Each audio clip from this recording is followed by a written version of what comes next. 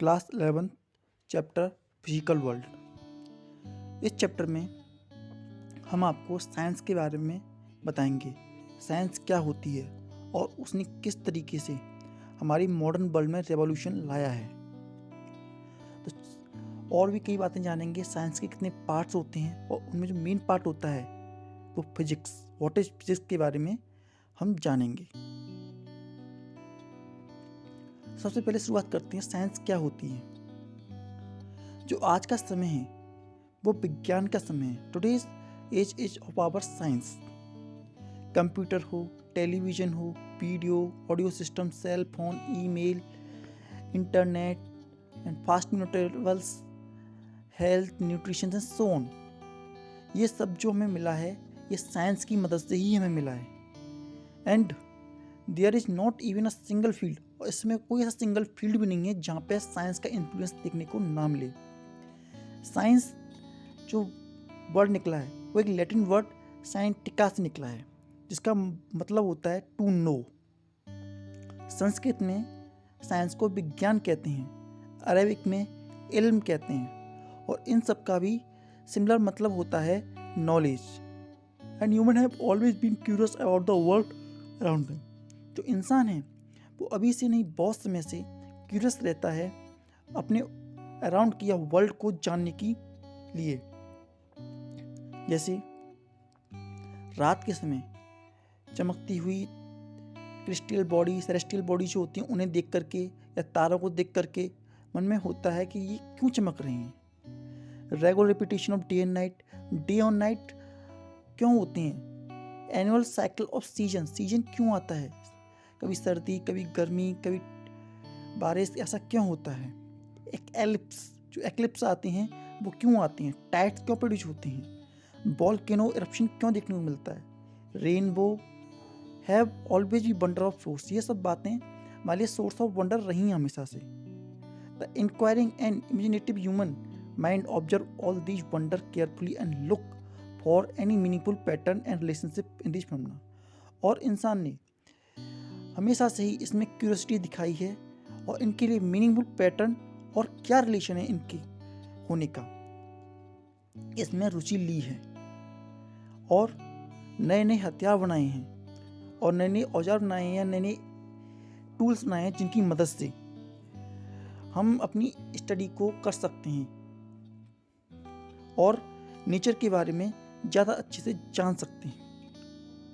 और यही knowledge, the knowledge which has been gained through observation and experiment with organised systematically called science, और यही information जो हमने नेचर से ली in by our observation and experiment with organised experiments को ही हम साइंस कहते हैं।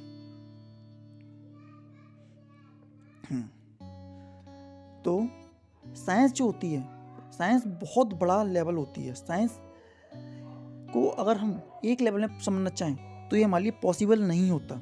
इसीलिए हमने साइंस को कई भाग में डिवाइड कर दिया है, जैसे physical science, chemical science, biological science. जैसे कि नॉन लिविंग साइंस, जो साइंस नॉन लिविंग कंपोनेंट से डील करती है उसे हम फिजिकल साइंस कहते हैं। फिजिकल साइंस में जो हमारे चैप्टर्स आते हैं टॉप, वो आते हैं physics, chemistry, geology, geography, astronomy, astrology, oceanology, ये सब हमारे फिजिकल साइंस में आते हैं। वहीं वो साइंस जो कि डील करती है लिविंग थिंग्स से, science deal with living things are called biological science, उस साइंस को हम बायोलॉजिकल साइंस कहते हैं। एग्जाम्पल है इसका बॉटनी, जियोलॉजी एंड एंटोमोलॉजी और फॉरेंसिक साइंस एटसेट्रा। ये सब साइंस जो होती हैं बायोलॉजिकल साइंस होती हैं। अलग अलग साइंटिस्ट ने अलग साइंस की अलग अलग डेफिनेशन दी है। जैसे अल्बर्ट आइंस्टाइन ने कहा है, science is not just a collection of law, science जो है कलेक्शन ऑफ लॉ नहीं है, a catalogue of unrelated fact, catalogue भी नहीं है अनरिलेटेड फैक्ट का। What it is a creation of human mind, ये एक ह्यूमन माइंड की क्रिएशन है with its freely invented idea and concept, जिसमें कि फ्रीली इन्वेंटेड आइडिया हैं और कॉन्सेप्ट्स हैं। इसे हम केवल कलेक्शन ऑफ लॉ या अनरिलेटेड फैक्ट नहीं समझ सकते, बल्कि ये ह्यूमन माइंड की क्रिएशन है जो कि फ्रीली इन्वेंटेड आइडिया और कॉन्सेप्ट पर आधारित है। एंड सबसे बड़ी बात उन्होंने कहा, the most कॉम्प्रीहेंसिबल thing about the world is that it is कॉम्प्रीहेंसिबल। मतलब कि सबसे बड़ी इनकॉम्प्रीहेंसिबल बात वर्ल्ड की यही है कि वो कॉम्प्रीहेंसिबल है। ब्रूस लेंडसे ने भी कहा है, science is a method of describing, creating and understanding human experience. Science एक वो मेथड है जिसकी मदद से हम डिस्क्राइब कर सकते हैं, क्रिएट कर सकते हैं, अंडरस्टैंड कर सकते हैं ह्यूमन के एक्सपीरियंस को। नील्स बोर ने साइंस के बारे में बताया है, the task of science is both to extend the range of our experience and to reduce its order. और भी साइंटिस्ट हैं जैसे हाइजेनबर्ग ने कहा है, the two process that of science and that of art are not very different. Both science and art form in course of centuries a human language by which we speak about both real part of reality. Now,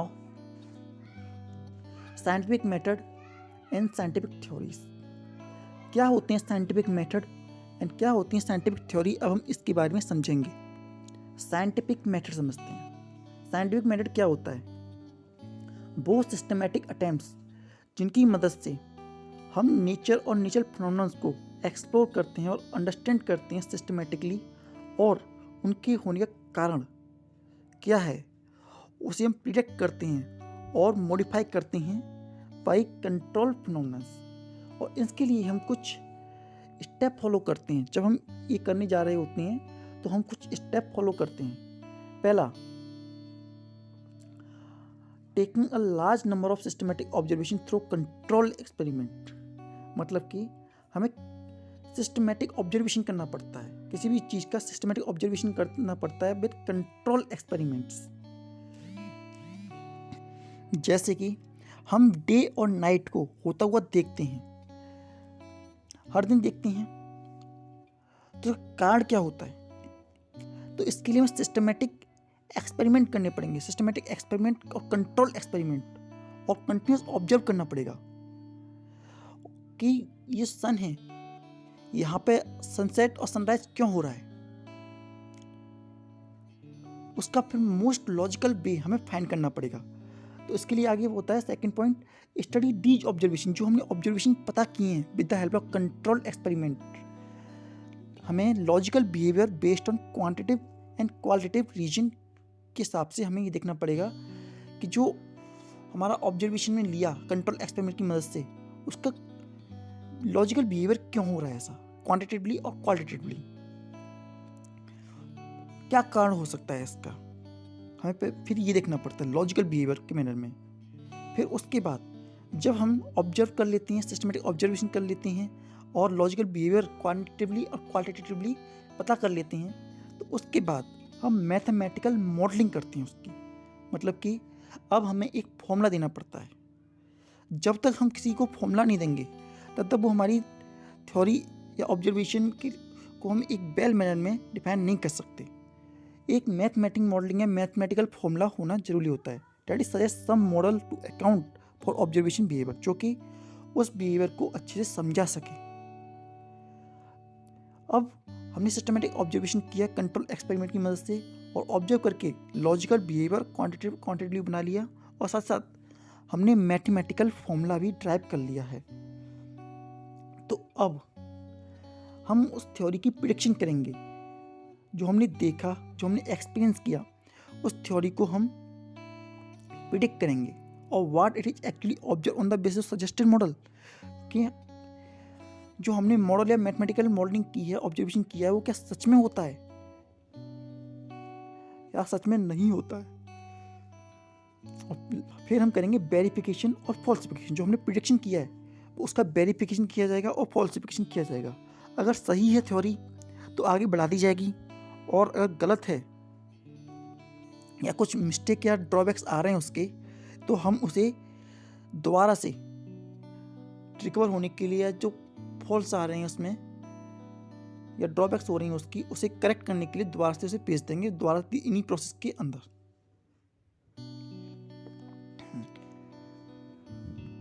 और साथ ही साथ speculation and कंजक्चरिंग, ये दोनों चीज़ें भी scientific method में take place होती हैं। साइंस जो होती है डायनेमिक होती है, science is always dynamic. Science के अंदर कोई फाइनल थ्योरी नहीं होती and no unquestion theory among the scientist. और ये भी नहीं होता कि अगर किसी साइंटिस्ट ने थ्योरी बना दी तो उस पर क्वेश्चन नहीं उठाया जा सकता या वो अनक्वेश्चनेबल हो गई।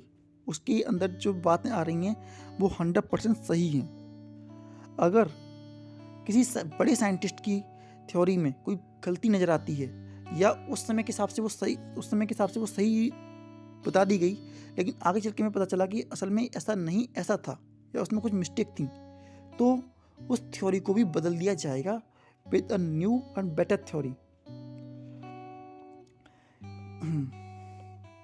Interplay of theory and experiment is based to progress of science. जो एक्सपेरिमेंट होते हैं और इंटरप्ले होते हैं ये हमारी साइंस में प्रोग्रेस लाती हैं। जो नई थ्योरीज होती हैं और करेक्ट थ्योरी होती हैं उन्हें आगे बढ़ाया जाता है, और वहीं जो थ्योरी में डिफेक्ट होते हैं उन्हें हम दोबारा से सही होने के लिए या उन्हें उनकी जगह कोई नई थ्योरी लाते हैं। अगर ज़रूरी है तो हम थ्योरी को मॉडिफाई भी करते हैं and if necessary we also change them. Just a new experiment में suggest an alternate theory model. हो सकता है कि हमने नया एक्सपेरिमेंट किया, उसने एक नया मॉडल दिखाया हो और उस नए मॉडल से हम ज़्यादा अच्छा डिफाइन कर सकते हो। जस्ट ए न्यू एक्सपेरिमेंट में suggest alternate theoretical model. A theory advance में suggest what to look for in some experiment. मतलब कि जो नई थ्योरी में मिली वो हमें ज़्यादा अच्छे से बेटर कर पा रही है उस फिनोमेना को, या ज़्यादा अच्छे से डिफाइन कर पा रही है, तो हम उस थ्योरी को, ओल्ड थ्योरी को न्यू थ्योरी से रिप्लेस कर देंगे। Existing theory is simple unable to explain the new observation. हो सकता है कि जो नई एक एक्सपेरिमेंट हमने देखा या जो हमने एक्सपेरिमेंट किया उस एक्सपेरिमेंट को हम पुरानी थ्योरी से समझा नहीं पा रहे या सॉल्व नहीं हो पा रही, तो ऐसी कंडीशन में वो थ्योरी रिप्लेस कर दी जाएगी बाई द न्यू थ्योरी, या उसके लिए नई थ्योरी भी बनाई जाएंगी। सम ऑफ द स्ट्राइकिंग एग्जाम्पल, मतलब कि और ये हमारे इतिहास में साइंस में ऐसे बहुत से ऐसे एग्जाम्पल देखने को मिले हैं जिसमें कि हमने पुरानी थ्योरी को न्यू थ्योरी से रिप्लेस किया है। जैसे एक example, the concept of flat was replace by spherical earth. मतलब कि हमने जो फ्लैट पहले ही माना जाता था कि जो अर्थ होती है वो फ्लैट होती है और हमें दिखता भी फ्लैट है, लेकिन ये कॉन्सेप्ट फ्लैट अर्थ का रिप्लेस कर दिया गया भाई spherical earth from the observation of distance ship in a sea. अलग सी को हम अगर फ्लैट होती तो हम हर समुद्री जहाज को देख पाते, लेकिन हम हर समुद्री जहाज को एक जगह खड़ा होकर के नहीं देख पाते। इसीलिए ये थ्योरी गलत साबित हुई कि अर्थ जो है फ्लैट होती है, असल में अर्थ स्फेरिकल होती है। इसी तरीके से पहले ये थ्योरी चलती थी जियोसेंट्रिक थ्योरी। जियो मतलब अर्थ और सेंटर, मतलब अर्थ सेंटर में होती है एंड बाकी जो प्लैनेट होते हैं वो उसके अराउंड घूमते हैं यूनिवर्स में। लेकिन ये थ्योरी रिप्लेस कर दी गई हीलोसेंट्रिक, मतलब कि जो सन होता है वो सेंटर में होता है और बाकी प्लैनेट उसके अराउंड में रिवॉल्व करते हैं। ये देख, जो न्यूटन की कार्सपोलस थ्योरी जो थी उसे रिप्लेस कर दिया गया by Huygens wave theory. Huygens wave theory को प्लैनेट से रिप्लेस कर दिया गया न्यूटन की थ्योरी को, क्योंकि और फिर उसके बाद में वो थ्योरी भी रिप्लेस कर दी गई प्लैंक क्वांटम थ्योरी से। एंड फाइनली जो थ्योरी अब निकल के आती है वो थी dual nature of light was giving by de Broglie to account for all phenomena observe in case of light, ताकि हम सारे के सारे फिनोमेना जो लाइट के केस में नजर आते हैं उन्हें बड़ी आसानी से डिफाइन कर सकें। तो इस बात को देख करके हम कह सकते हैं दस science approach is always open minded. मतलब कि साइंस जो होती है हमेशा ओपन माइंडेड बात करती है, या साइंस में हम बात जब करते हैं तो ओपन माइंडेड होकर के बात करते हैं, in which no point of view are overlooked without logical reason, मतलब कि किसी भी पॉइंट पर बिना सोचे समझे भरोसा नहीं किया जाता। In fact all theory of science have to be updated, और हर थ्योरी जो साइंस की होती है उसे टाइम टू टाइम अपडेट किया जाता है जब कभी रिक्वायर होता है, so that they are constant with all no new experimental data, ताकि ये जो नई थ्योरी आई या पुरानी जो थ्योरी हैं उनमें कंटिन्यू चेंज करने से वो लगातार नए नए डाटा को अपने अंदर अडॉप्ट कर सकें। इसीलिए साइंस हमसे कहती है ओपन माइंडेड होना चाहिए, जिससे कि हम हर चीज को लॉजिकल मैनर में समझ सकें। Italian physician Galileo and English physician Francisco Coron are usually credit as the principal founder of scientific method. इन्हीं को साइंटिफिक मेथड का प्रिंसिपल फाउंडर बोला जाता है। ये हाइपोथेसिस क्या होती है? हाइपोथेसिस जैसा हमने मैथमेटिक्स में पढ़ रखा है, 9th और 10th क्लास में पढ़ा था हमने। Hypothesis it is an supposition without assuming that it is true. मतलब कि हाइपोथेसिस वो होती है कि किसी बात को मान लेना, हालांकि हमें पता नहीं है कि वो सच है या नहीं है। एक्सोम एक ऐसा एविडेंट होता है, स्टेटमेंट होती है जो ट्रू होती है, सेल्फ एविडेंट ट्रू होती है। और a model is a theory proposed और एक्सप्लेन द ऑब्जर्वेशन फिनोमेना। और मॉडल उसे कहते हैं जो किसी थ्योरी या फिनोमेना को एक्सप्लेन करे। Now we move to next topic, physics. What is physics? क्या होती है फिजिक्स जैसे हम पढ़ रहे हैं इस समय? फिजिक्स जो होती है मेनली नेचुरल साइंस होती है, जो नेचर में घटित होने वाली घटनाएं होती हैं उनके बारे में हम जिस साइंस में पढ़ते हैं उसे फिजिक्स कहते हैं। फिजिक्स जो होती है एक ग्रीक वर्ड फ्यूजिस से आया है, जिसका मतलब नेचर, और संस्कृत में इसे हम कहते हैं भौतिकी। और भौतिकी का मतलब भी यही होता है स्टडी ऑफ फिजिकल वर्ल्ड। तो हम कह सकते हैं physics is a branch of science which devoted to study of nature and nature phenomena. मतलब फिजिक्स जो होती है स्टडी होती है नेचर और नेचर फिनोमेनन्स की। Physics is the most basic of all science. Physics जो होती है सभी साइंस में सबसे ज़्यादा बेसिक साइंस होती है। फिजिक्स को हमने 2 प्रिंसिपल या 2 ट्रस्ट पर डिवाइड किया जाता है या बनाया है। पहला unification and second reduction. Unification and reduction के बेसिस पर हमने उसे बनाया है या डिवाइड किया है या स्टडी करते हैं। पहला यूनिफिकेशन और सेकंड रिडक्शन। तो सबसे पहले चलते हैं यूनिफिकेशन। यूनिफिकेशन का मतलब क्या होता है? मतलब कि attempting to explain diverse physical phenomenon in term of few concept and laws. मतलब कि बहुत सारी फिनोमेनन्स को अलग अलग पढ़ने से अच्छा है कि उन्हें एक फिनोमेना की मदद से ही स्टडी कर लिया जाए, या अलग अलग फिनोमेना को मिला करके एक फिनोमेना बना देना, जिसकी मदद से हम उन सारी फिनोमेना को एक्सप्लेन कर सकें। जैसे एग्जाम्पल के लिए the law of gravitation given by Newton. Law of जो दिया गया है न्यूटन के द्वारा, लॉ ऑफ ग्रेविटेशन, इसकी मदद से हम अलग अलग फिनोमेना को, जैसे fall of apple, motion of satellite planet, motion of planet around the sun, इन सब बातों को हम एक ही फिनोमेना से, that is law of gravitation, समझा सकते हैं। तो इसी को हम कहते हैं unification. Similarly law of electromagnetism.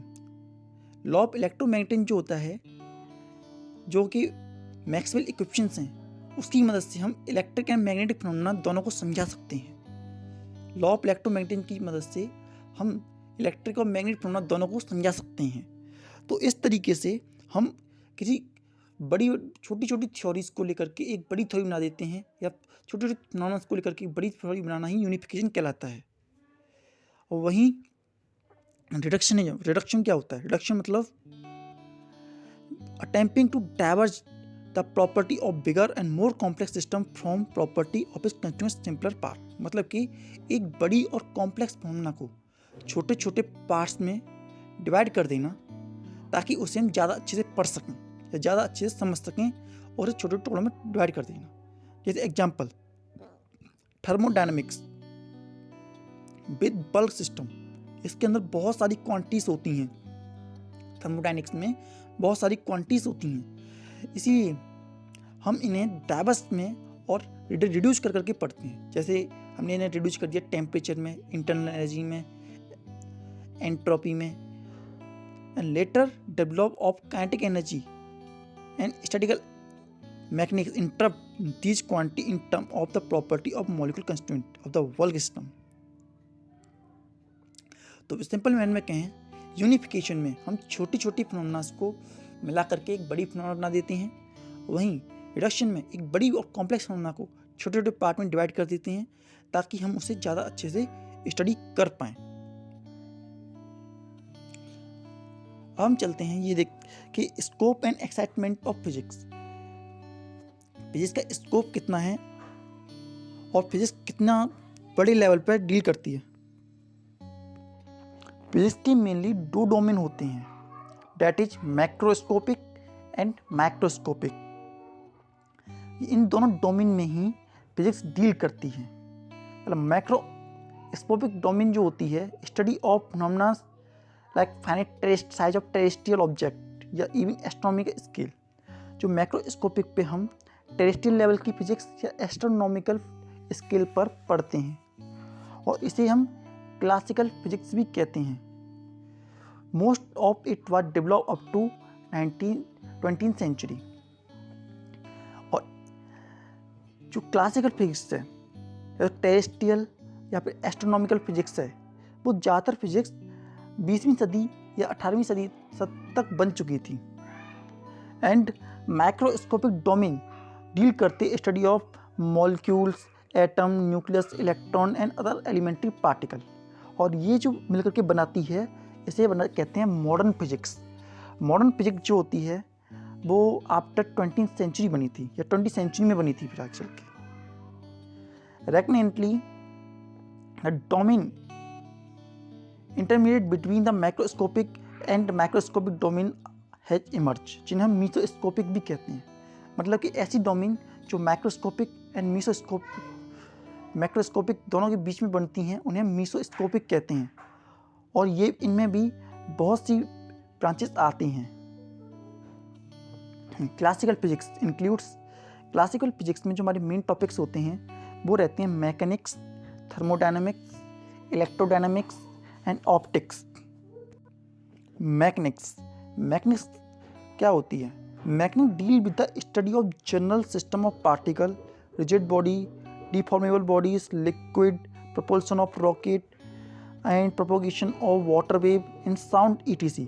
ये सब बातें जो होती हैं हम मैकेनिक्स में पढ़ते हैं। मैकेनिक्स इन सबको एक्वायर करती हैं। थर्मोडायनेमिकल सिस्टम डील करता है स्टडी ऑफ गैसो सिस्टम से। गैसो सिस्टम में जैसे change in temperature, internal energy, entropy of system through external work are investigated and mode of transfer of heat, किन किन मेथड से हीट ट्रांसफर होती है, and efficiency of heat engine की efficiency and refrigerator are also include in thermodynamics. ये सारी चीज़ें होती हैं थर्मोडायनेमिक्स में हम पढ़ते हैं। इलेक्ट्रोडायनेमिक्स, जो इलेक्ट्रोडायनेमिक्स होती है, electrodynamics deal with the study of electric and magnetic phenomena. जो इलेक्ट्रिक और मैग्नेटिक फिनोमेना होती हैं वो इलेक्ट्रोडायनेमिक्स में आते हैं। Which charge particle and magnetic material, charge particle और मैग्नेटिक मटेरियल से डील करता है ये। और basis law governing these phenomena, जैसे इसमें जो लॉ आते हैं वो आते हैं कूलम्स, ऑरस्टेड, एम्पेयर, फैराडे। और ये सारे लॉ जो थे मैक्सवेल ने अपनी फेमस सेट ऑफ इक्वेशन में रखे थे। The generation of electric power, response to electric circuit, alternate current, propagation of electromagnetic waves, ये सब इलेक्ट्रोडायनेमिक्स में ही आता है। एंड ऑप्टिक्स जो होती है इन्वॉल्व करती है phenomena connected with light and optical instrument like microscope and telescope. Optics में जो फिनोमेना ऑफ लाइट होता है, स्टडी ऑफ लाइट हम करते हैं इसमें, और इसमें ऑप्टिकल इंस्ट्रूमेंट, माइक्रोस्कोप, टेलीस्कोप के बारे में हम जानते हैं। Classical physics is inadequate to handle microscopic domain. जो क्लासिकल फिजिक्स होती है वो माइक्रोस्कोपिक डोमेन को डील करने के लिए कैपेबल नहीं होती है। और इसे डील जैसे केस में जो आते हैं scale of atom, nucleus and even small element जैसे क्वांटम एलिमेंट्स, इन सब को स्टडी करने के लिए हमारी दूसरी ब्रांच ऑफ साइंस आती है, जैसे कहते हैं मॉडर्न फिजिक्स। इन सब चीज़ों को मॉडर्न फिजिक्स में स्टडी करते हैं। हमारी साइंस का स्कोप कितना है या रेंज क्या है हमारी फिजिक्स की? हमारी जो फिजिक्स है वो मास ऑफ इलेक्ट्रॉन से लेकर के अब mass of the observable universe तक है। जो हमारा मास ऑफ एक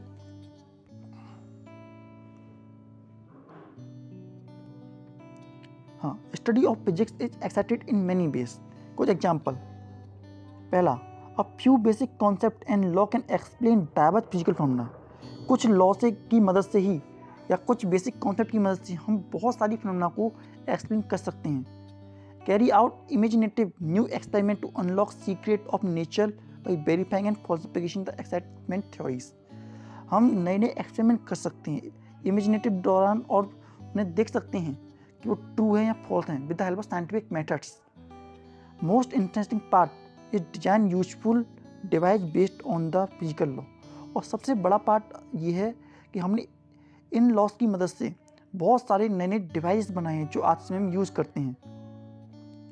example, transmission of event thousands of kilometre away on television. हम टेलीविजन बनाया, टेलीविजन की मदद से हम घटना एक जगह पे हो रही है, इवेंट एक जगह पे हो रहा है, लेकिन देख हम उसे दूसरी जगह दे सकते हैं।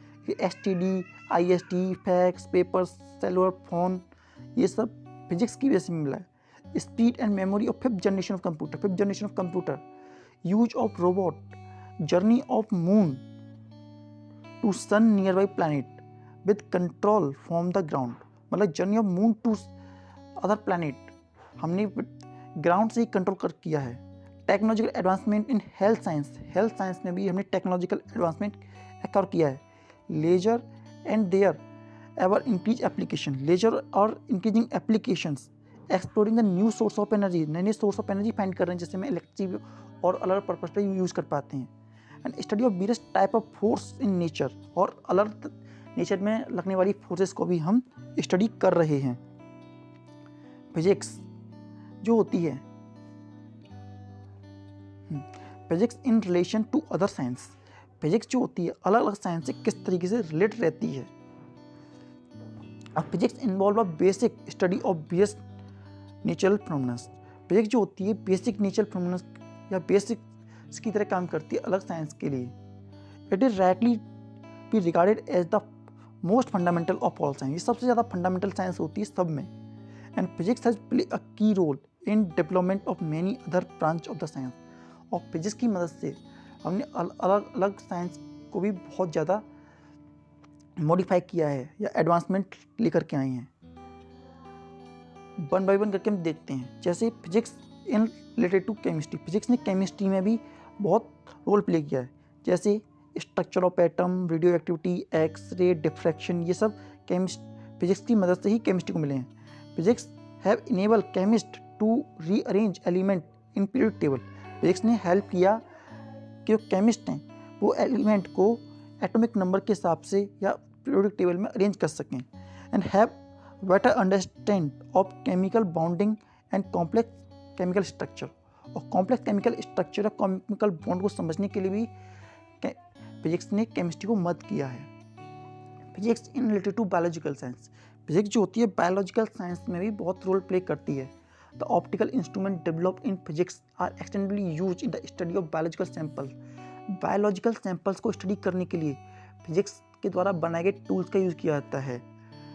Using the electron microscope, electron microscope का यूज करके हम बायोलॉजिकल सेल का पता करते हैं। एक्सरे डिस्कवर इन फिजिक्स जो होती हैं बायोलॉजिकल साइंस में बहुत ज़्यादा यूज होता है इनका। एंड रेडियो आइसोटोप्स जो होते हैं कैंसर को ठीक करने के लिए यूज़ किया जाता है। Physics in relation to astronomy, physics जो होती है एस्ट्रोनॉमी से भी रिलेट होती है। Giant and astronomical telescope developed in physics are used for developing planet and other heavenly body in the sky. जो जाइंट एस्ट्रोनॉमिकल टेलीस्कोप होते हैं जो फिजिक्स ने बनाए हैं उनकी मदद से planet and other heavenly body को देखा जा सकता है। और radio telescope have enabled the astronomer to observe distance limit of the universe. Relation in physics to mathematics. Mathematics और physics का relation. Theory in physics often make use of mathematical concept. Mathematics has in fact served as the powerful tool in the development of modern theoretical physics. आज के समय में हम physics को बिना math के सोच भी नहीं सकते. मैथ की मदद से हमने बहुत सी थ्योरी हैं फिजिक्स की जो प्रूव की हैं. और इसी तरीके से फिजिक्स जो है और भी कई साइंस से रिलेटेड है, जैसे जियोलॉजी, मेट्रोलॉजी, ओशनोलॉजी, इन सब से भी वो रिलेट रहता है. इसी तरीके से फिजिक्स रिलेटेड टू सोसाइटी. जो फिजिक्स है वो सोसाइटी से भी रिलेटेड रहता है. Most of the development in physics have direct impact on the society.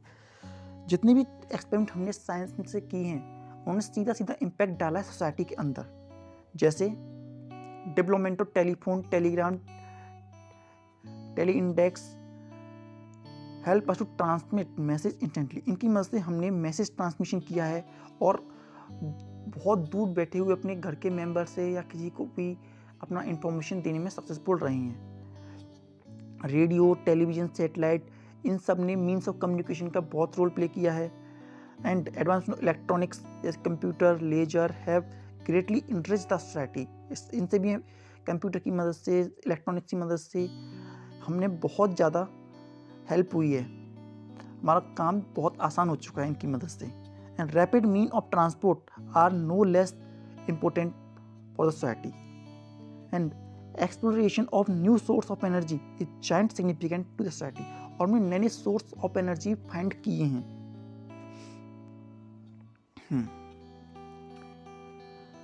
Physics in relation to technology. Physics और टेक्नोलॉजी का relation. Technology is the application of principle of physics for practical purposes. जो technology है वो application है physics के या physics के principal पर ही वर्क करती है फॉर प्रैक्टिकल पर्पसेस.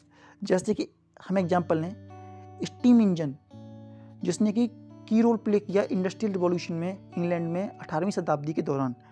वो लॉ ऑफ थर्मोडायनेमिक्स पर वर्क करता था.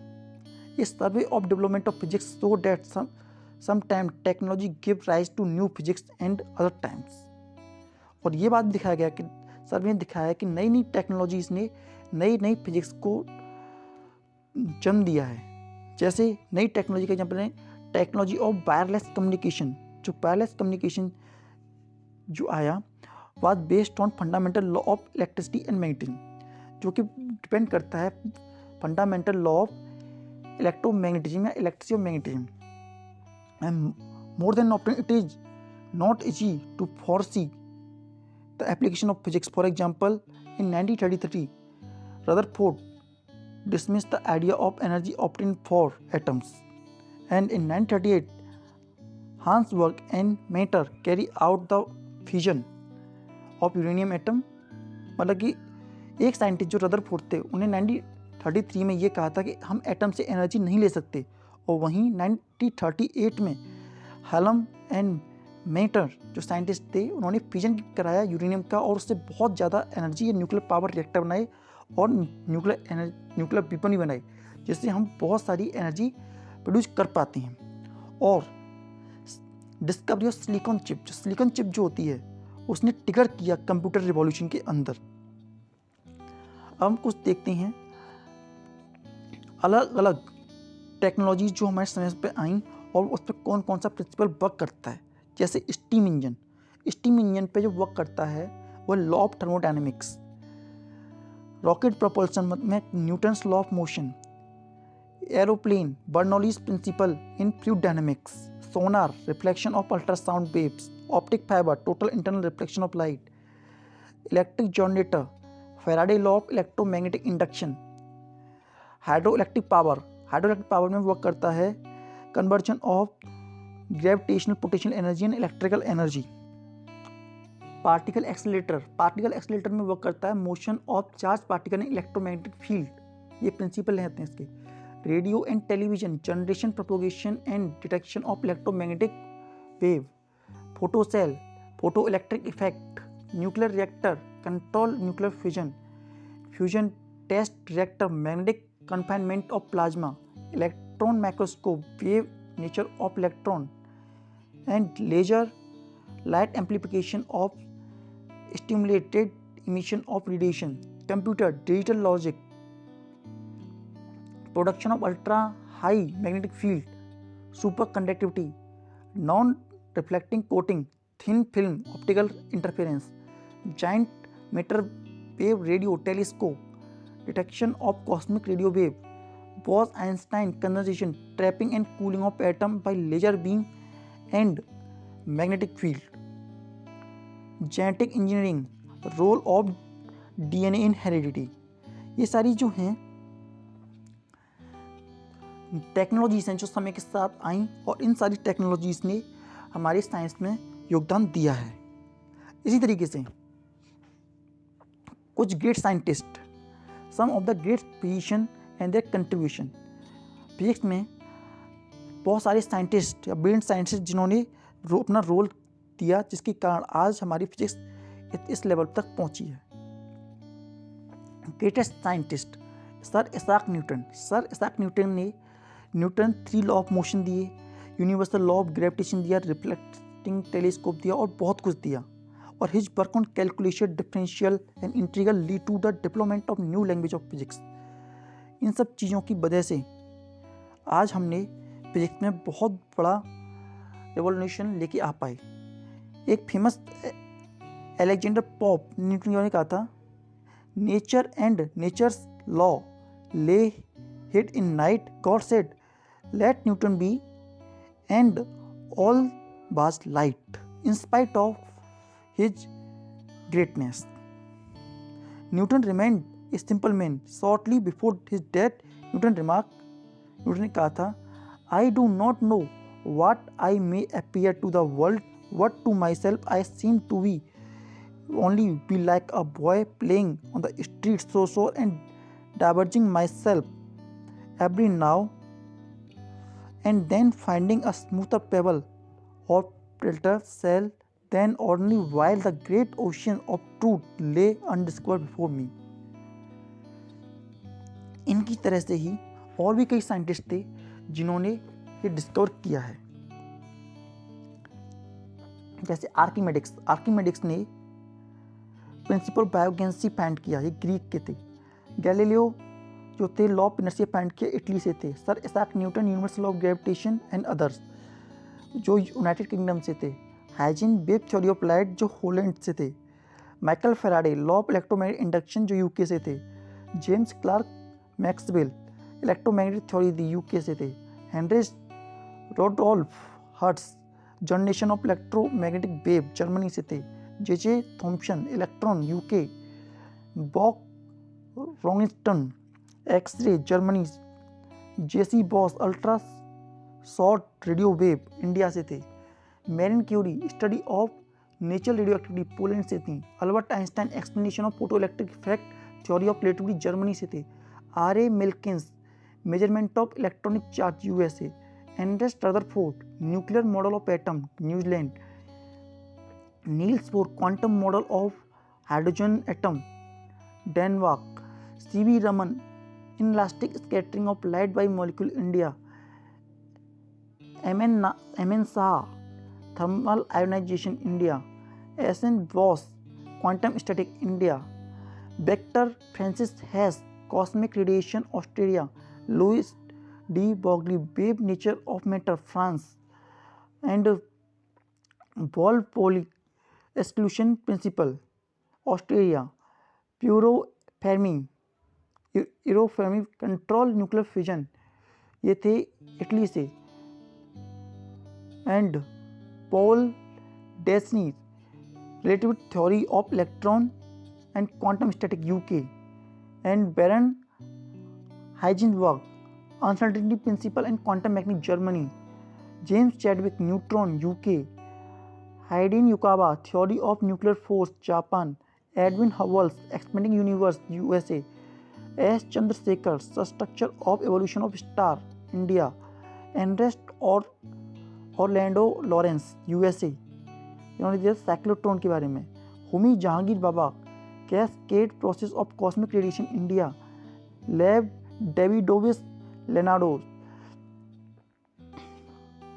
रसिया, Johns Bardeen transistor and theory of superconductivity USA, CH Townes maser laser USA and Abdul Salam ये पाकिस्तान से थे। ये कुछ साइंटिस्ट थे जिन्होंने अपनी अपनी थ्योरी बनाई और थ्योरी दे करके उसमें कंट्रीब्यूट किया, और हमारी मॉडर्न डे की जो साइंस है उसमें जो हम देखते हैं उसकी जैसा इन सभी साइंटिस्टों की वजह से या इन सब साइंटिस्टों की थ्योरी की वजह से आज हमारी मॉडर्न फिजिक्स ऐसी है। फंडामेंटल फोर्स इन नेचर, हमारी नेचर में कौन सी फंडामेंटल फोर्सेस वर्क करती हैं, अब हम ये देखेंगे।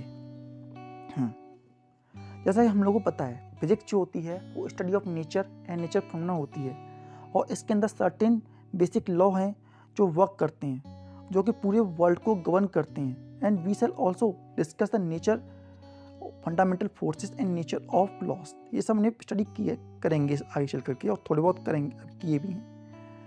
Force is a fault in form of push or pull required to move a body or to stop a moving body or to deform the body।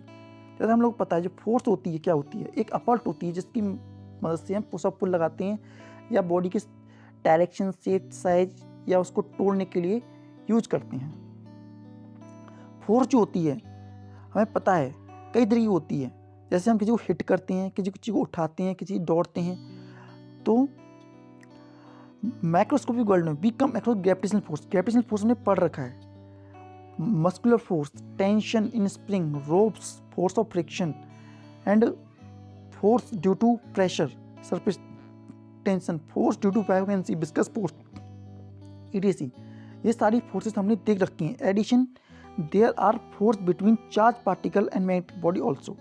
Force जो होती हैं चार्ज पार्टिकल और मैग्नेटिक बॉडी के बीच में भी देखने को मिलती हैं। Physics has revealed that all the force occurring in different content arise from small number of fundamental force in nature। Physics ने ये रिवेल किया है कि जितनी भी फोर्स हम नेचर में देखते हैं वो केवल 2 या 3 नेचर फिनोमेना या नेचर फोर्स के कारण से ही लगती हैं, और हमने जो उन्हें यूनिफाई कर करके हमने ये माना कि मेनली 4 तरह की फोर्स होती हैं, मैक्रोस्कोपिक और मैक्रोस्कोपिक वर्ल्ड को मिला करके। वो 4 फोर्सेस होती हैं। पहला gravitational force, second electromagnetic force, third week nuclear force and fourth strong nuclear force. हम 1 बाय 1 करके इन फोर्सेस के बारे में समझेंगे। First, gravitational force. क्या होती है gravitational force? Gravitational force is a force of attraction in between the 2 planet that have मास। मतलब कि कोई भी 2 प्लैनेट जिनके बीच में मास होता है, जिनका कुछ मास होता है या इनके बीच कुछ डिस्टेंस होता है, उनके बीच में फोर्स ऑफ अट्रैक्शन देखने को मिलता है, जिसे हम ग्रेविटेशनल फोर्स कहते हैं। और ग्रेविटेशनल फोर्स का जो फॉर्मूला होता है वो होता है G(m1m2/r²), जिसमें कि फोर्स जो होती है डायरेक्टली प्रोपोर्शनल होती है product of mass and inversely proportional होती है square of distance in between them. और इसमें एक ग्रेविटेशनल कांस्टेंट G भी लगाते हैं जिसकी वैल्यू 6.67 × 10⁻11 होती है। ग्रेविटेशनल फोर्स की जो ऐसा यूनिट होती है वो न्यूटन होती है, और ग्रेविटेशनल कांस्टेंट की जो यूनिट होती है न्यूटन मीटर स्क्वायर पर केजी। कुछ इंपॉर्टेंट फीचर जो ग्रेविटेशनल फोर्स के होते हैं वो कुछ इस प्रकार से हैं। जो ग्रेविटेशनल फोर्स होती है अट्रैक्टिव फोर्स होती है, it work on macroscopic level not in microscopic level and it is a biggest force in nature. ये बिगेस्ट फोर्स होती है नेचर की। They operate over a very long distance specially when the body are massive. जब body का mass बहुत ज़्यादा होता है तो बहुत दूर से भी काम करती है, जैसे कि सन और अर्थ के बीच में gravitational force. Gravitational force obey inverse square law, they vary inversely as square of the distance between 2 bodies. Gravitational force are central force. Central force होती है मतलब they act along the line joining the centre of 2 bodies. Gravitational force जो होती है conservative force होती है, and the field particle of gravitational force are called gravitons. The concept of exchange of field particle between 2 body explain how the 2 body interact from a distance. Now हमारी second type की force होती है वो होती है electromagnetic force. Electromagnetic force is the force in between two charge particle या force in between charge particle. Two और more charge particle के बीच में जो फोर्स लगती है उसे इलेक्ट्रोमैग्नेटिक फोर्स कहते हैं.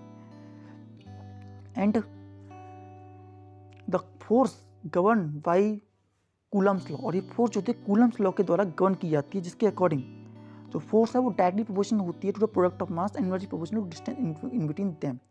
और इनके बीच में एक कांस्टेंट होता है जिसे कहते हैं 1/4πε0, जो बराबर होता है 9 × 10⁹ न्यूटन मीटर स्क्वायर पर कूलम. यहाँ पे एप्सिलॉन भी, जिसमें 1/4πε की जो वैल्यू होती है 8.85 × 10⁻12 के बराबर होती है. और एक चार्ज की जो वैल्यू होती है, जो इलेक्ट्रॉन का चार्ज होता है, वो होता है 1.6 × 10⁻90 कूलम्स.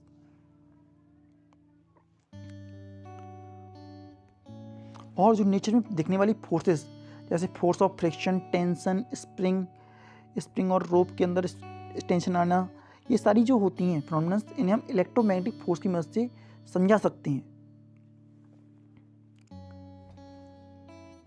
कुछ साइलेंट फीचर इलेक्ट्रोमैग्नेटिक फोर्स के, ये जो होती हैं अट्रैक्टिव भी हो सकती हैं, रिपल्सन भी होती हैं. Like charge repels each other और unlike charge attract each other. These forces are governed by Coulomb's law and Newton law of gravitation, जो कि बिल्कुल सिमिलर होता है न्यूटन लॉ ऑफ ग्रेविटेशन के Coulomb's law. Obey the inverse square law, ये inverse square law को follow करता है. And electrostatic force are 10⁻36 time stronger than gravitational force and they operate over a distance विच में not very large. ये ज़्यादा operate होती हैं, ज़्यादा लंबे डिस्टेंस पर ऑपरेट नहीं हो पाती हैं. And they are central force, ये भी सेंट्रल फोर्स होती हैं. They are also conservative force and the field particle of electromagnetic force are protons which carry no charge and has zero rest mass. जो field particle होता है उसे हम proton कहते हैं इलेक्ट्रोमैग्नेटिक फोर्स में, और जिसके अंदर कोई चार्ज नहीं होता. वीक न्यूक्लियर फोर्स जो होती हैं डिस्कवर की during the study of beta decay in radio activity.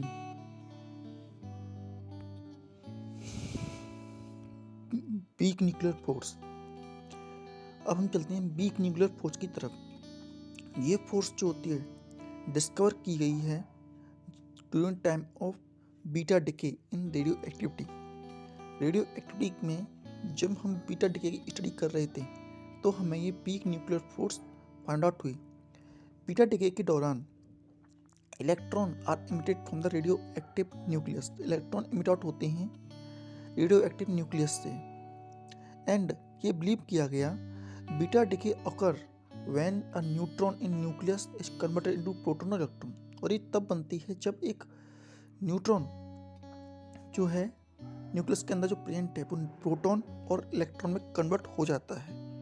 And और अकॉर्डिंग टू थ्योरेटिकल कंसंट्रेशन के अकॉर्डिंग जितने भी अल्फा पार्टिकल होते हैं from radio active nucleus should pass the same energy and hence same velocity. और सबकी velocity same होती है और सबके पास सेम एनर्जी होती है जितने भी रेडियो एक्टिव न्यूक्लियस होते हैं उनके पास. एक्सपेरिमेंट में ये भी दिखाया गया है the energy of an electron emitted from radio active nucleus very continuously 0 to maximum value. मतलब कि जो एनर्जी है रेडियो एक्टिव एलिमेंट्स में वो भी 0 to मैक्सिमम चेंज हो रही है. To account the variable beta ray energy, Pauli's in 1930 postulate the existence of uncharged particle called antineutrino. और इसी को काउंट करने के लिए पॉलिस ने एक पार्टिकल जो अनचार्ज पार्टिकल था एंटी न्यूट्रिनो का नाम दिया, जो कि इमिट होता है बीटा पार्टिकल के दौरान.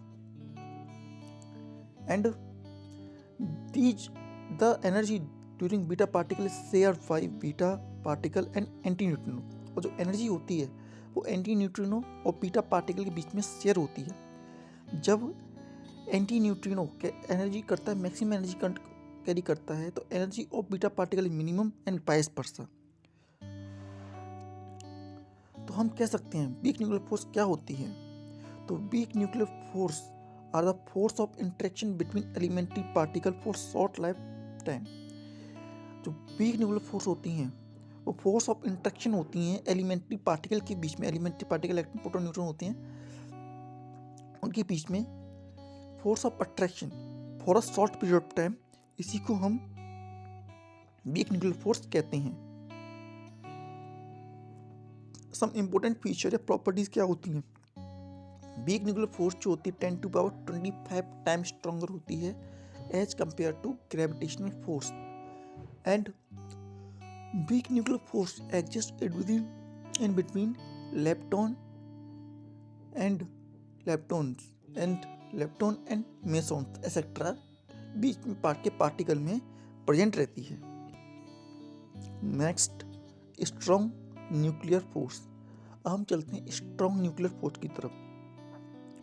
वो फोर्स जो कि न्यूट्रॉन और प्रोटॉन को बाइंड कर रखती है एक साथ in a nucleus is said to be strong nuclear force.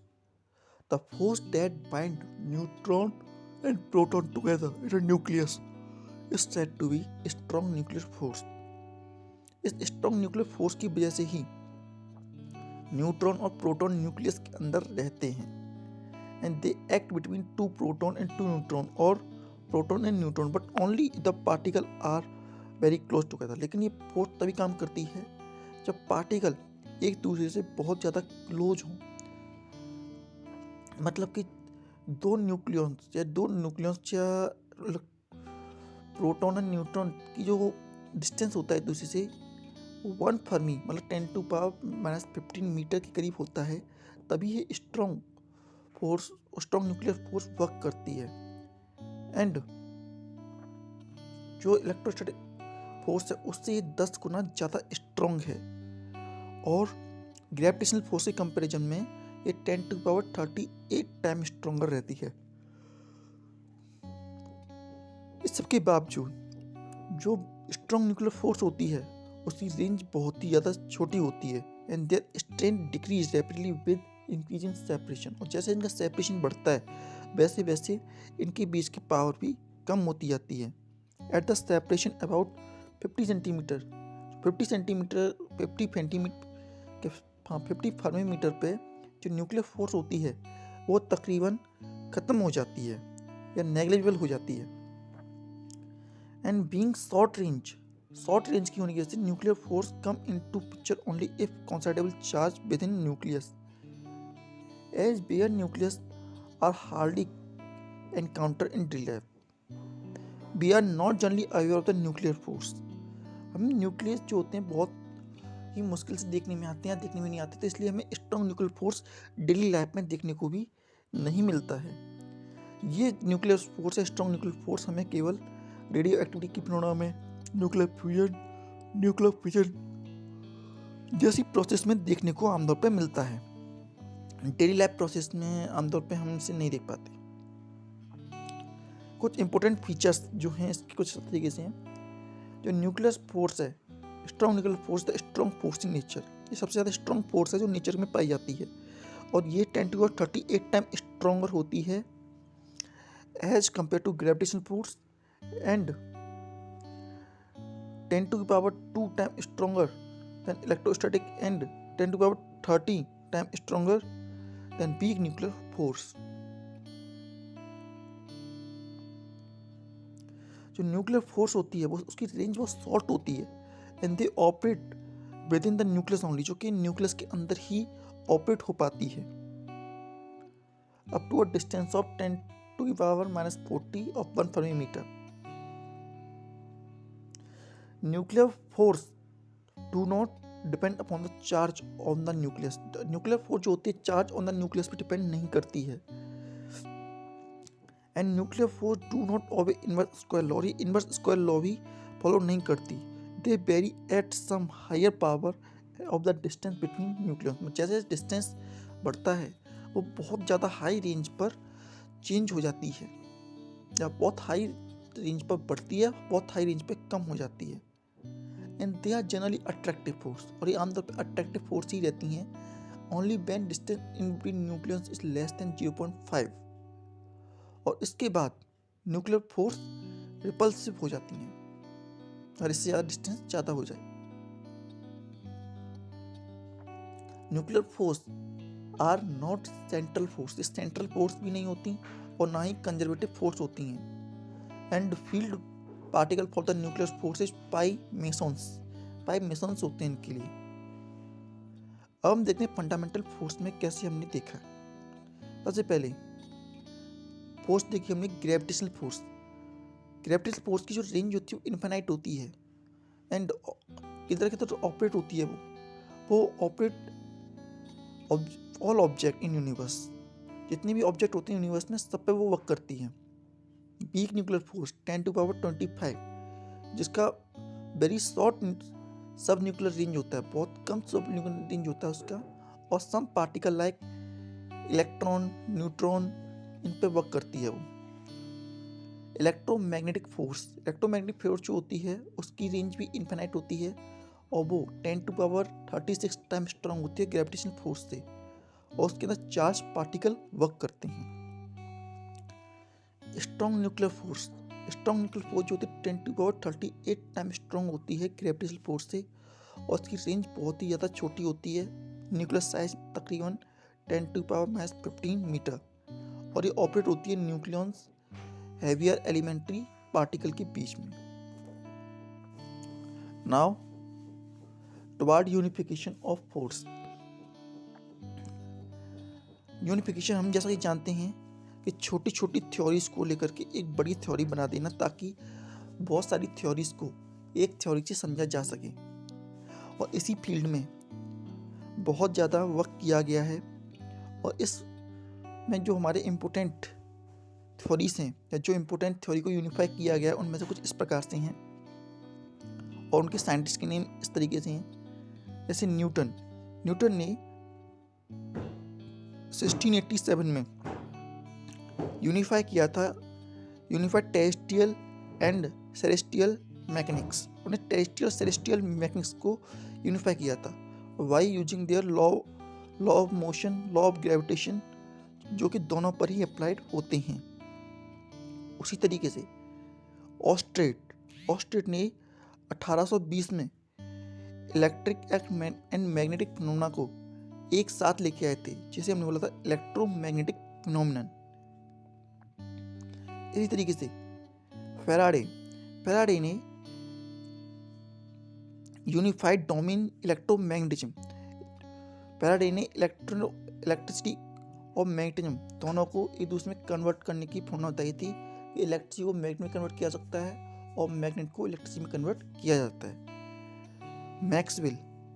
Maxwell ने यूनिफाई किया था इलेक्ट्रिसिटी को, मैग्नेटिज्म को, ऑप्टिक्स को। इसी तरीके से और भी कई यूनिफिकेशन में हमारे इम्पोर्टेंट स्टेप हमने लिए हैं। अब हम देखते हैं nature of physical loss. Nature of physical law क्या होते हैं? फिजिक्स, जैसा कि हमें पता है, फिजिक्स जो होती है वो study of nature and nature phenomena होती है, और हम फिजिक्स में ऑब्जर्वेशन और एक्सपेरिमेंट के बेसिस पर ही सर्टेन फैक्ट को बताते हैं और उसी बेसिस पे हम कुछ लॉ को भी एक्सप्लेन करते हैं। सम स्पेशल फिजिकल क्वांटिटीज, हमने ये देखा है कि कुछ स्पेशल क्वांटिटी जो होती हैं वो हमेशा कांस्टेंट रहती हैं, remain time, that is conserve quantity of nature, मतलब कि जो कंजर्व रहती हैं हमेशा।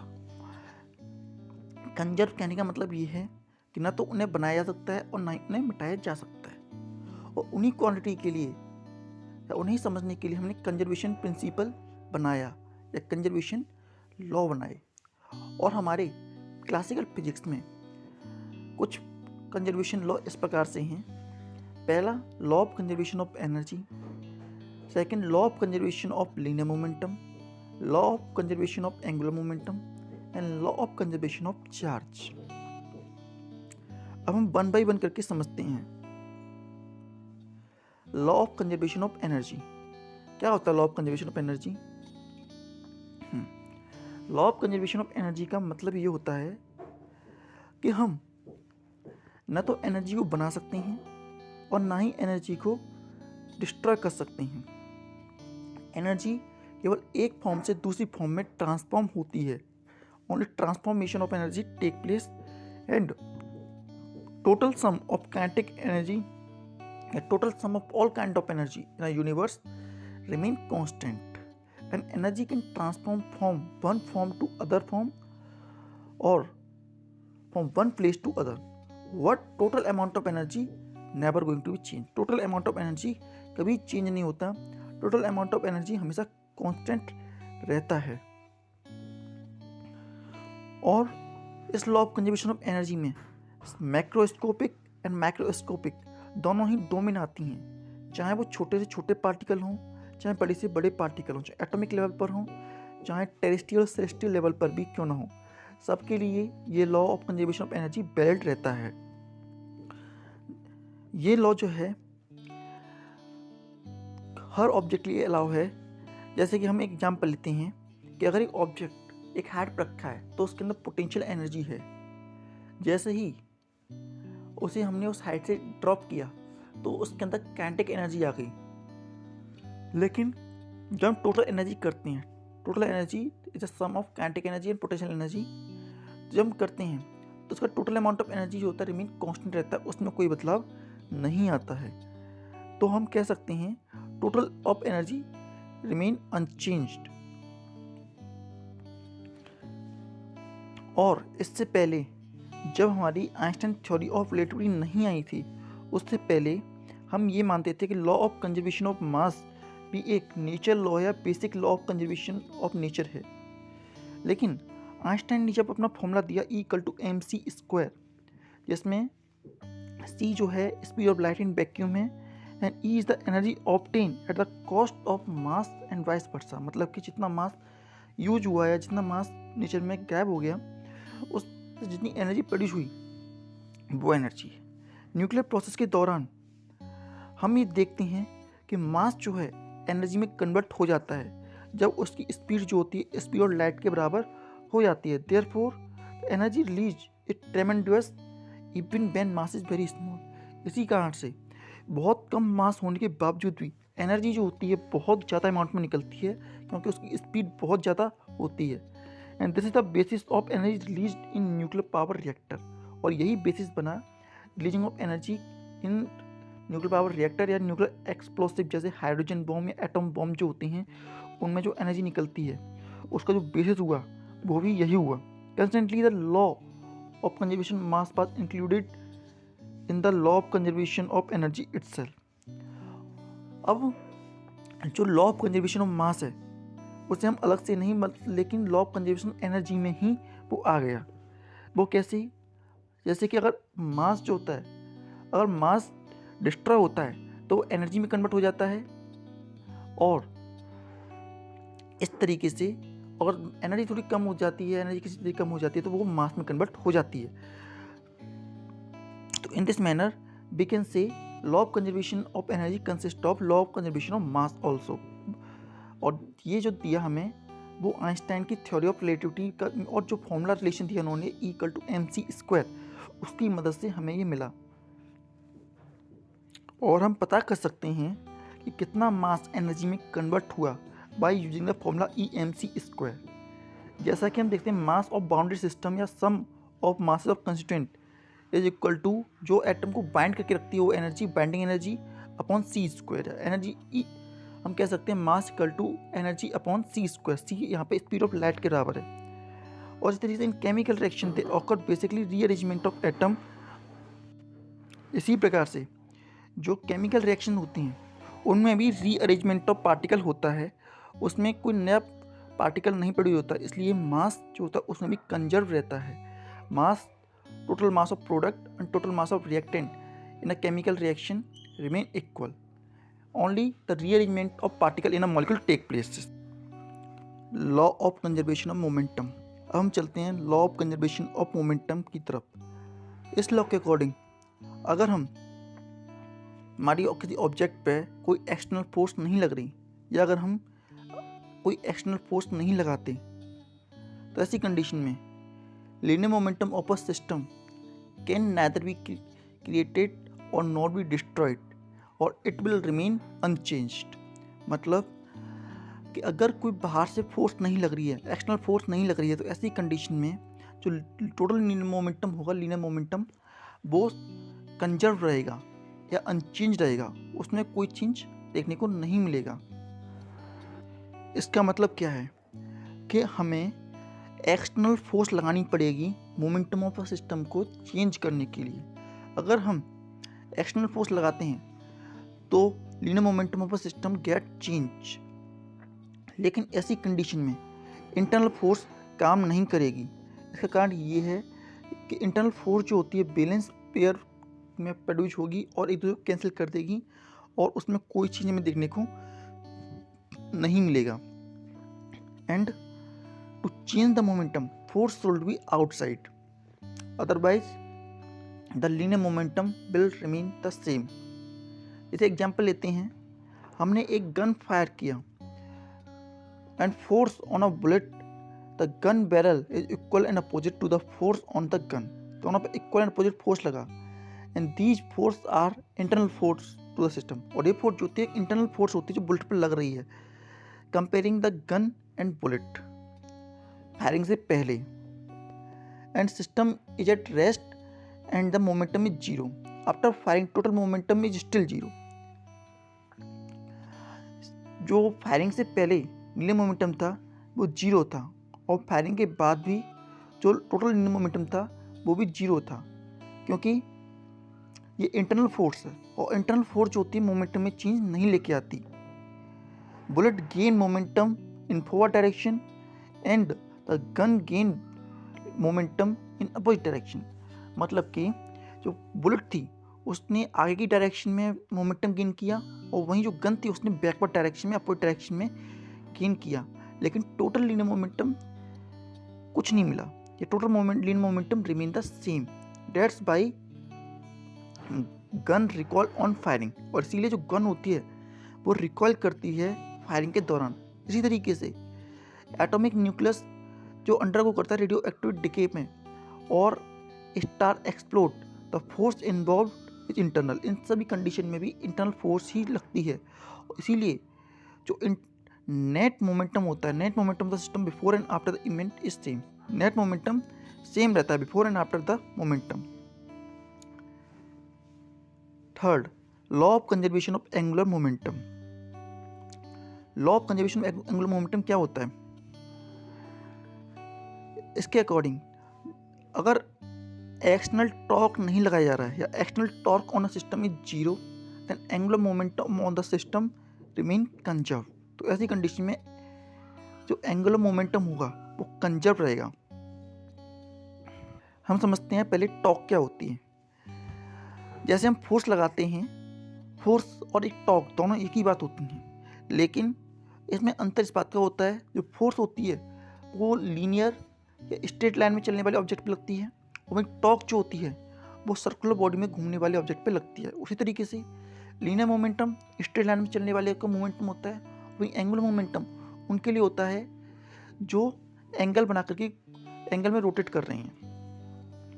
एंगुलर मोमेंटम को एल से नोट करते हैं एंड टॉर्क को हम टी से नोट करते हैं। इसमें मास जो होता है मोमेंट ऑफ इनर्शिया बोला जाता है, इसे आई से नोट करते हैं। और स्पीड को एंगुलर स्पीड बोला जाता है, जिसे ओमेगा डब्ल्यू से नोट करते हैं। और इसमें ये लॉ भी, law of conservation of linear momentum और law of conservation of angular momentum दोनों एक नियम पर अंतर इस बात का है कि वो स्ट्रेट लाइन में चलता है और ये सर्कुलर मोशन में चलता है।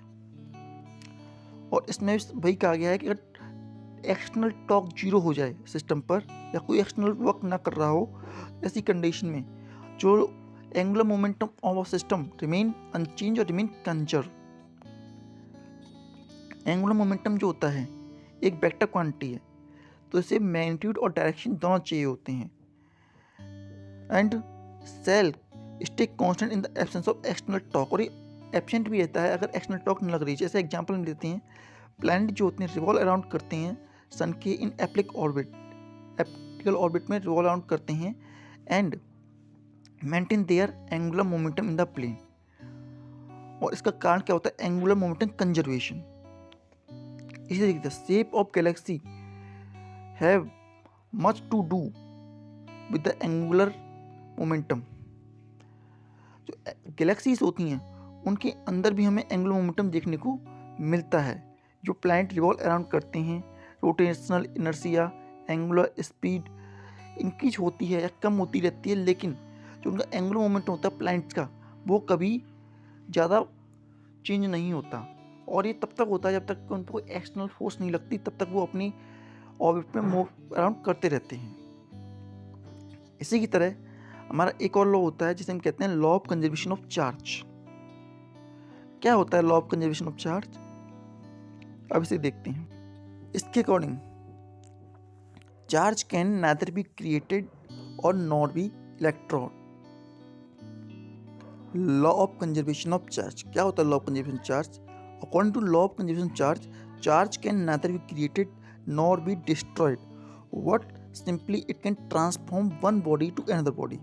चार्ज को ना हम बना सकते हैं और ना ही चार्ज को डिस्ट्रॉय कर सकते हैं, हम केवल इसे एक बॉडी से दूसरी बॉडी में ट्रांसफ़र कर सकते हैं। जैसे कि हमने देखा एक मैटर जो होता है एटम से मिलकर बना होता है, और एटम के अंदर इलेक्ट्रॉन एंड प्रोटॉन होते हैं, और ये दोनों इक्वल नंबर में होते हैं, तो इसलिए नेट चार्ज 0 हो जाता है। लेकिन अगर imbalance of charge take place करता है तो ऐसी कंडीशन में ऑब्जेक्ट इलेक्ट्रिकली चार्ज हो जाता है। अगर हम इलेक्ट्रॉन को उसमें से रिमूव कर देते हैं तो उसमें पॉजिटिव चार्ज ज़्यादा हो जाते हैं और वो पॉजिटिव चार्ज हो जाता है, और वहीं अगर हम उसमें इलेक्ट्रॉन ज़्यादा कर दें तो वो नेगेटिव चार्ज हो जाता है। It has few proton than proton that is positive charge. लेकिन ऐसी कंडीशन में जो टोटल चार्ज रहता है वो रिमेन कंजर्व रहता है, only transfer of charge going to take place.